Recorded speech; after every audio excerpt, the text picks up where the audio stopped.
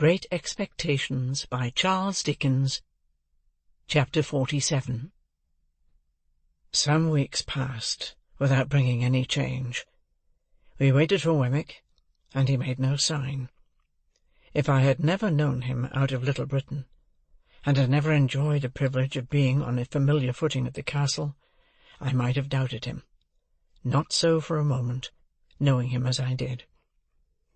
My worldly affairs began to wear a gloomy appearance, and I was pressed for money by more than one creditor. Even I myself began to know the want of money, I mean of ready money in my own pocket, and to relieve it by converting some easily spared articles of jewellery into cash. But I had quite determined that it would be a heartless fraud to take more money from my patron in the existing state of my uncertain thoughts and plans. Therefore, I had sent him the unopened pocket-book by Herbert, to hold in his own keeping, and I felt a kind of satisfaction, whether it was a false kind or a true, I hardly know, in not having profited by his generosity since his revelation of himself. As the time wore on, an impression settled heavily upon me that Estella was married. Fearful of having it confirmed, though it was all but a conviction, I avoided the newspapers, and begged Herbert, to whom I had confided the circumstances of our last interview, never to speak of her to me. Why I hoarded up this last wretched little rag of the robe of hope that was rent and given to the winds, how do I know? Why did you, who read this, commit that not dissimilar inconsistency of your own, last year, last month, last week? It was an unhappy life that I lived, and its one dominant anxiety, towering over all its other anxieties, like a high mountain above a range of mountains, never disappeared from my view. Still, no new cause for fear arose. Let me start from my bed as I would, with the terror fresh upon me that he was discovered. Let me sit listening as I would, with dread, for Herbert's returning step at night, lest it should be fleeter than ordinary, and winged with evil news. For all that, and much more to like purpose, the round of things went on. Condemned to inaction, and a state of constant restlessness and suspense, I rowed about in my boat and waited, as I best could. There were states of the tide when, having been down the river, I could not get back through the eddy-chafed arches and starlings of old London Bridge. Then I left my boat at a wharf near the custom-house, to be brought up afterwards to the Temple stairs. I was not averse to doing this, as it served to make me and my boat a commoner incident among the waterside people there. From this slight occasion sprang two meetings that I have now to tell of. One afternoon, late in the month of February, I came ashore at the wharf at dusk. I had pulled down as far as Greenwich with the ebb tide, and had turned with the tide. It had been a fine bright day, but had become foggy as the sun dropped, and I had to feel my way back among the shipping pretty carefully. Both in going and returning, I had seen the signal in his window. All well. As it was a raw evening and I was cold, I thought I would comfort myself with dinner at once, and as I had hours of dejection and solitude before me if I went home to the Temple, I thought I would afterwards go to the play. The theatre where Mr. Wopsle had achieved his questionable triumph was in that waterside neighbourhood. It is nowhere now, and to that theatre I resolved to go. I was aware that Mr. Wopsle had not succeeded in reviving the drama, but, on the contrary, had rather partaken of its decline. He had been ominously heard of, through the play-bills, as a faithful black, in connection with a little girl of noble birth and a monkey. And Herbert had seen him as a predatory Tartar of comic propensities, with a face like a red brick, and an outrageous hat all over bells. I dined at what Herbert and I used to call a geographical chop-house, where there were maps of the world in porter-pot rims on every half-yard of the tablecloths, and charts of gravy on every one of the knives. To this day there is scarcely a single chop-house within the Lord Mayor's dominions which is not geographical, and wore out the time in dozing over crumbs, staring at gas, and baking in a hot blast of dinners. By and by I roused myself and went to the play. There I found a virtuous boatswain in His Majesty's service, a most excellent man, though I could have wished his trousers not quite so tight in some places, and not quite so loose in others, who knocked all the little men's hats over their eyes, though he was very generous and brave, and who wouldn't hear of anybody's paying taxes, though he was very patriotic. He had a bag of money in his pocket, like a pudding in the cloth, and on that property married a young person in bed furniture, with great rejoicings, the whole population of Portsmouth, 9 in number at the last census, turning out on the beach to rub their own hands and shake everybody else's, and sing "Fill, fill." A certain dark-complexioned swab, however, who wouldn't fill, or do anything else that was proposed to him, and whose heart was openly stated by the boatswain to be as black as his figurehead, proposed to 2 other swabs to get all mankind into difficulties, which was so effectually done, the swab family having considerable political influence, that it took half the evening to set things right, and then it was only brought about through an honest little grocer, with a white hat, black gaiters, and red nose, getting into a clock, with a gridiron, and listening, and coming out, and knocking everybody down from behind with the gridiron, whom he couldn't confute with what he had overheard. This led to Mr. Wopsle's, who had never been heard of before, coming in with the star and garter on, as a plenipotentiary of great power, direct from the Admiralty, to say that the swabs were all to go to prison on the spot, and that he had brought the boatswain down the Union Jack, as a slight acknowledgment of his public services.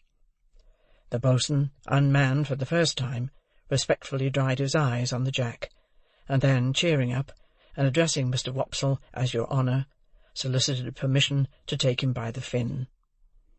Mr. Wopsle, conceding his fin with a gracious dignity, was immediately shoved into a dusty corner, while everybody danced a hornpipe, and from that corner, surveying the public with a discontented eye, became aware of me. The second piece was the last new grand comic Christmas pantomime, in the first scene of which it pained me to suspect that I detected Mr. Wopsle, with red worsted legs, under a highly magnified phosphoric countenance, and a shock of red curtain fringe for his hair, engaged in the manufacture of thunderbolts in a mine, and displaying great cowardice when his gigantic master came home, very hoarse, to dinner. But he presently presented himself under worthier circumstances, for, the genius of youthful love being in want of assistance, on account of the parental brutality of an ignorant farmer, who opposed the choice of his daughter's heart by purposely falling upon the object, in a flour-sack, out of the first-floor window, summoned a sententious enchanter, and he, coming up from the Antipodes, rather unsteadily, after an apparently violent journey, proved to be Mr. Wopsle, in a high-crowned hat, with a necromantic work in 1 volume under his arm. The business of this enchanter on earth being principally to be talked at, sung at, buttered at, danced at, and flashed at with fires of various colours, he had a good deal of time on his hands, and I observed with great surprise that he devoted it to staring in my direction, as if he were lost in amazement.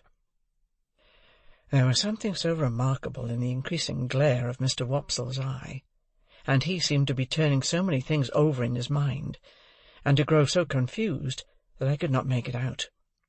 I sat thinking of it, long after he had ascended to the clouds in a large watch-case, and still I could not make it out. I was still thinking of it, when I came out of the theatre an hour afterwards, and found him waiting for me near the door. "How do you do?"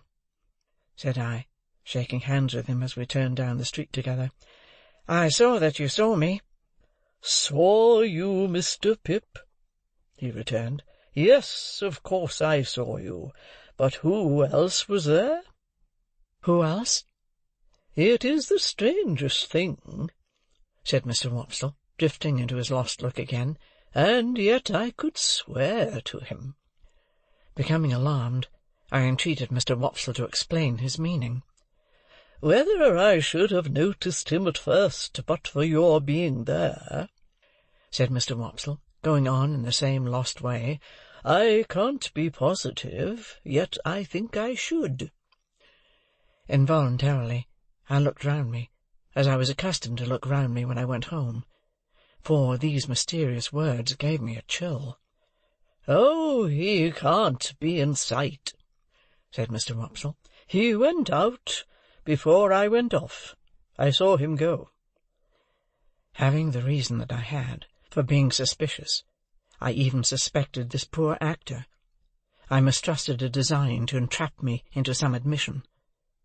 Therefore, I glanced at him as we walked on together, but said nothing.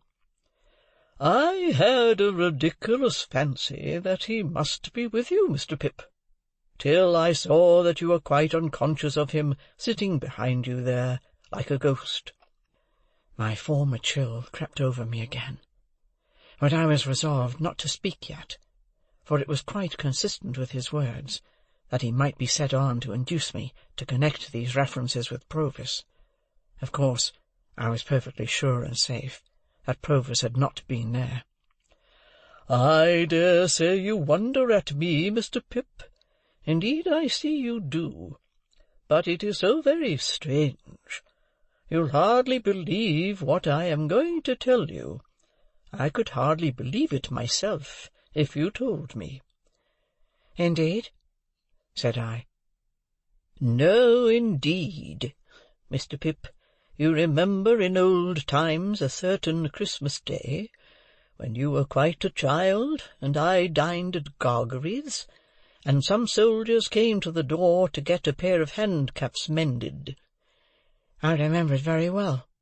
"And you remember that there was a chase after 2 convicts, and that we joined in it, and that Gargery took you on his back, and that I took the lead, and you kept up with me as well as you could." "I remember it all very well." Better than he thought, except the last clause. "And you remember that we came up with the 2 in a ditch, and that there was a scuffle between them, and that one of them had been severely handled and much mauled about the face by the other?" "I see it all before me." "And that the soldiers lighted torches, and put the 2 in the centre, and that we went on to see the last of them, over the black marshes, with the torchlight shining on their faces. I am particular about that, with the torchlight shining on their faces, when there was an outer ring of dark night all about us." "Yes," said I remember all that." "Then, Mr. Pip, one of those 2 prisoners sat behind you to-night. I saw him over your shoulder." Steady, I thought. I asked him then, "Which of the 2 do you suppose you saw?" "The one who had been mauled," he answered readily, "and I'll swear I saw him. The more I think of him, the more certain I am of him."